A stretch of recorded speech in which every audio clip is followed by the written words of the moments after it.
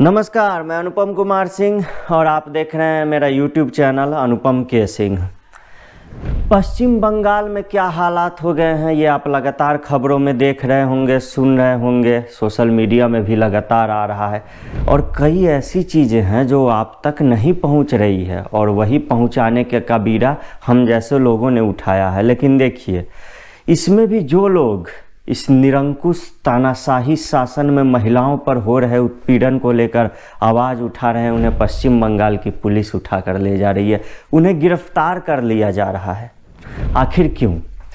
चूँकि मैं खुद भी बिहार का रहने वाला हूँ, तो हमने बिहार के जंगल राज का वो दौर भी देखा है, उसके बारे में बड़ों से सुना है कि कैसे उस दौरान शाम के बाद अगर कोई घर नहीं लौटता था तो घर में लोग रोने लगते थे, तनाव का माहौल हो जाता था कि क्या हो गया। लेकिन पश्चिम बंगाल की स्थिति कुछ ऐसी है कि क्या रात, क्या दिन, क्या सुबह, क्या शाम, एकदम से जंगल रात से भी बदतर माहौल आप कह लीजिए। इसके लिए इससे और ज़्यादा कोई शब्द ही नहीं है जिससे इसको परिभाषित किया जा सके। आप चैनल को सब्सक्राइब कीजिए, आज बहुत ही संवेदनशील मुद्दे पे बात होने वाली है, और बेल नोटिफिकेशन दबाइए और शेयर भी कीजिए कंटेंट को। और चलिए बात करते हैं आज पश्चिम बंगाल की। जब सत्ता निरंकुश हो जाती है और उसे बुद्धिजीवियों के एक वर्ग का साथ मिलता है, फिर हालात जंगल राज से भी बदतर हो जाते हैं। पश्चिम बंगाल में एक पत्रकार को उठा लिया गया है। रिपब्लिक बांग्ला के संतू पान अपना काम कर रहे थे। वो संदेश खाली की पीड़ित माँओं की व्यथा को समझ रहे थे, दुनिया को दिखा रहे थे। रिपब्लिक ने इस गिरफ्तारी को अवैध बताया है और कहा है कि वो कानूनी कार्रवाई पर विचार कर रहा है। सुप्रीम कोर्ट के अधिवक्ता महेश जेठमलानी ने भी कहा है कि फांसीवाद का दूसरा नाम तृणमूल कांग्रेस है।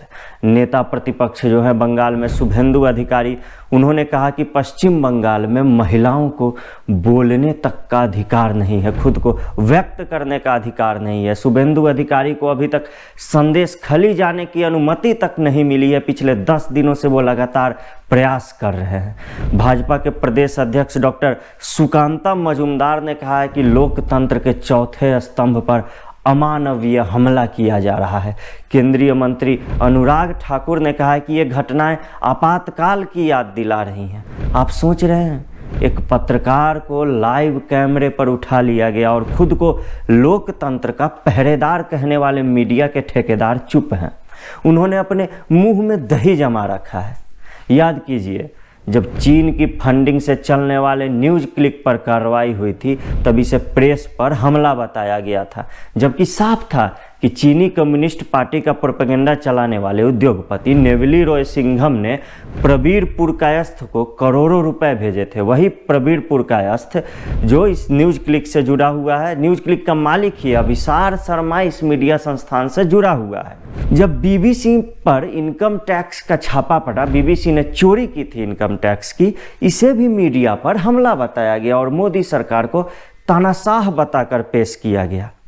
इसी तरह जब कश्मीर टाइम्स को सरकारी भवनों पर से अपना कब्जा हटाने को कहा गया और उसका दफ्तर सील किया गया, तब इसे लोकतंत्र के चौथे स्तंभ पर हमला बताया गया। जबकि कश्मीर टाइम्स की मालकिन अनुराधा भसीन अनुच्छेद 370 को निरस्त किए जाने के खिलाफ सुप्रीम कोर्ट तक का दरवाजा खटखटा चुकी थी। लेकिन बड़े आश्चर्य की बात है कि लाइव कैमरे पर एक पत्रकार को इसीलिए उठा लिया जाता है क्योंकि वो अपना काम कर रहा था और चारों तरफ गजब की चुप्पी छाई रहती है। विरोध जताने के लिए रवीश कुमार अपनी स्क्रीन काली ही नहीं करते।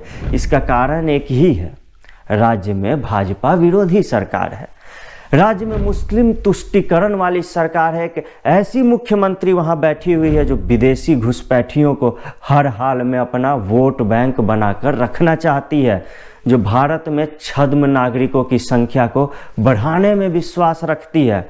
ममता बनर्जी का ताज़ा बयान देखिए, उन्होंने साफ कहा है कि जिन विदेशी घुसपैठियों के आधार कार्ड रद्द किए गए हैं, अब रद्द हुए नहीं है मुझे नहीं पता, लेकिन उनका कहना है उन्हें टीएमसी सरकार एक अलग कार्ड बना कर देगी, यानी हमारे आपके टैक्स के पैसों से बांग्लादेशी और रोहिंग्या घुसपैठियों को सरकारी फाइलों की मलाई मिलते रहेगी।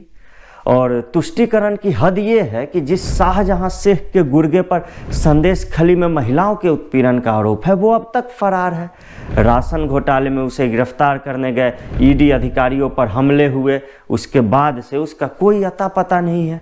उसकी फरारी के बाद एक कई महिलाएं सामने आई और बताया कि कैसे टीएमसी नेता शाहजहां शेख के गुर्गे लड़कियों को, शादीशुदा महिलाओं को उठाकर ले जाते हैं और संतुष्ट होने के बाद उन्हें छोड़ देते हैं।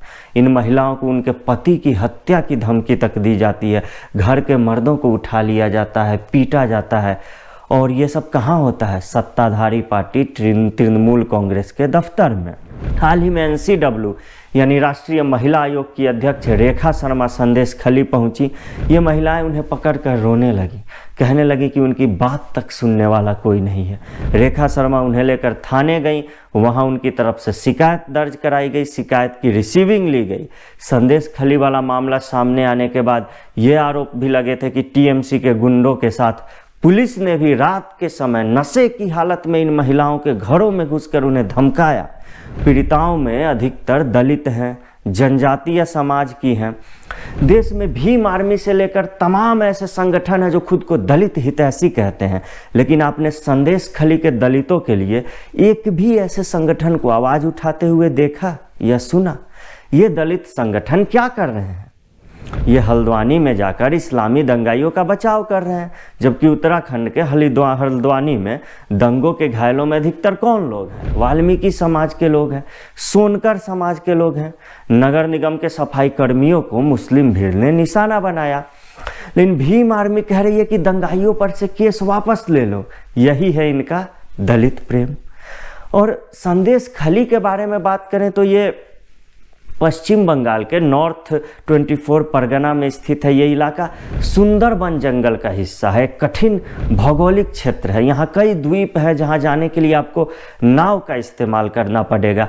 ध्यान देने वाली बात यह है कि यहाँ की पीड़ित महिलाओं की आवाज़ दिल्ली तक तो पहुँच रही है, लेकिन स्थानीय थाने से लेकर कोलकाता स्थित मुख्यमंत्री दफ्तर तक उन्हें सुनने वाला, उन्हें न्याय दिलाने वाला कोई नहीं है। और हाँ, राष्ट्रीय राजधानी में स्थित सुप्रीम कोर्ट भी उन्हें न्याय देने में इच्छुक नहीं है बिल्कुल भी। क्या आपको पता है, जब संदेश खली मामले की जांच सीबीआई या एसटीएफ से कराने की मांग के साथ याचिका लेकर अधिवक्ता अलख आलोक श्रीवास्तव सुप्रीम कोर्ट गए, तब उन्हें याचिका वापस लेने को कहा गया। सुप्रीम कोर्ट ने कहा कि संदेश खली मामले को, इसको मणिपुर हिंसा से इसकी तुलना नहीं की जा सकती। उन्हें कलकत्ता हाई कोर्ट जाने के लिए कहा गया। ऐसे में हम भला देश की सर्वोच्च अदालत से, न्यायपालिका से न्याय की अपेक्षा कैसे करें? क्या ये वही सुप्रीम कोर्ट है जिसने आतंकी याकूब मेनन पर सुनवाई आधी रात को की थी? पता है, वही है जहां गुजरात दंगों में निर्दोषों को फंसाने वाली तीस्ता सीतलवाड़ जैसों की याचिका तुरंत स्वीकार हो जाती है। तीस्ता सीतलवाड़ की याचिका जब आती है तो भरतनाट्यम नृत्य देख रहे हैं मुख्य न्यायाधीश डीवाई चंद्रचूड़ कई बार अपनी कुर्सी से उठते हैं और ये सुनिश्चित करते हैं कि याचिका लिस्ट हुई या नहीं हुई। वहीं संदेश खली की पीड़िताओं की आवाज़ उन तक नहीं पहुंचती। कई लोग पश्चिम बंगाल में राष्ट्रपति शासन लगाने की मांग कर रहे हैं, लेकिन ये शायद ही संभव हो। अगर मोदी सरकार इतना कड़ा फैसला ले भी लेती है तो सुप्रीम कोर्ट पलट देगा। ऊपर से ममता बनर्जी जैसे नेता ये बड़े घाघ होते हैं, वो किसी भी कार्रवाई को अपने लिए सहानुभूति लहर में परिवर्तित कर सकते हैं। जनता के बीच खुद को पीड़ित दिखाकर नए सिरे से अपने लिए माहौल बना सकते हैं। पश्चिम बंगाल में परिवर्तन सिर्फ लोकतंत्र के रास्ते ही आ सकता है, मतदान से ही आ सकता है। लेकिन जिस राज्य में बूथ तक लूट लिए जाते हैं, निकट भविष्य में वहाँ तो ऐसी भी कोई आशा नहीं दिखती। चुनाव आयोग को इस पर मंथन करना होगा कि पश्चिम बंगाल में मोदी सरकार की जन कल्याणकारी योजनाएं तक लागू नहीं होने दी जाती है। बार बार आग्रह के बावजूद राज्य अब तक आयुष्मान भारत योजना तक लागू नहीं कर सका। अब देखते हैं पश्चिम बंगाल में टीएमसी की गुंडागर्दी और ममता बनर्जी की तानाशाही कब तक चलती है। नमस्कार।